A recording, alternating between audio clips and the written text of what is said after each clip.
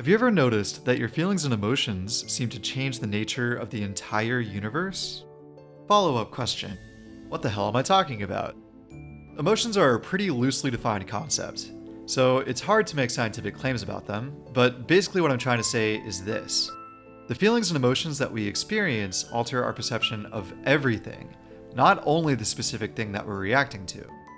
If you don't believe me, consider just how wide-ranging the effect of different emotional states really is. They can be observed in neural activity, but they also lead to physiological changes in the body. It's sort of like there are different modules inside of you that take over at different times, hijacking your perspective, behavior, body, and mind all at the same time. As an example, think about how someone might answer the same exact question very differently depending on how they're feeling. If you ask someone who's feeling really happy whether life in general is a good thing, they'll give a much more positive response than they would if they were feeling depressed. In other words, people don't tend to see beyond the mood that they're experiencing when they're evaluating the world around them. You might be thinking, okay, sure, but even if that's true, why does it matter? Well, it matters because it means that our perception of the world is wildly unstable and inaccurate due to the subjective and shifting nature of emotions. This has major implications, both for our personal experience and for how we relate to others. On the personal level, it magnifies our emotional responses beyond what might be reasonable.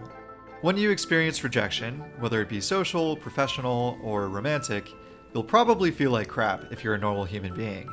That perspective shift might convince you that you always feel like crap, or that you always will feel crappy, even if you're generally a pretty happy person.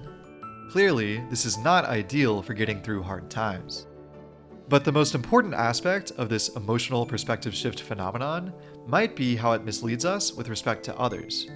Most people care about the well-being of those around them and would try to help others when it's in their power to do so. However, because our perspective is fundamentally disconnected from everyone else's, we base our beliefs about how everyone else feels on how we feel, whether we realize it or not. Our own sense of well-being can blind us to the desperation felt by those that are suffering the most. This can lead us to write off the suffering of others as not that bad, because we feel okay, and therefore, the rest of the world must feel okay.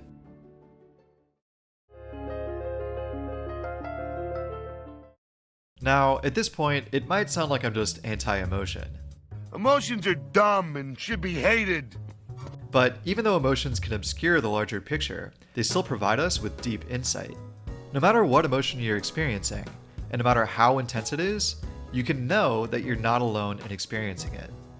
It's a big world, and the likelihood that you're the first person ever to experience that feeling, or even a complicated blend of feelings, is basically zero.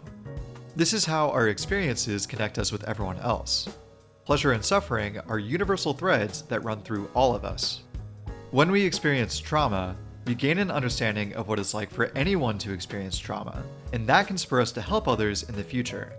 In moments of pain, we understand desperation and despair, and that can mean the difference between whether we step in to help someone that's hurting or not. Pain becomes a force for good if we use it as a motivation to help those around us. And although we can't break out of our isolated perspective, we can remember in our darker moments that the perspective we have is just that. A temporary, false caricature of the world that will eventually pass. Thanks a lot for watching, I hope you enjoyed it, and if you did, I'll see you on the next one.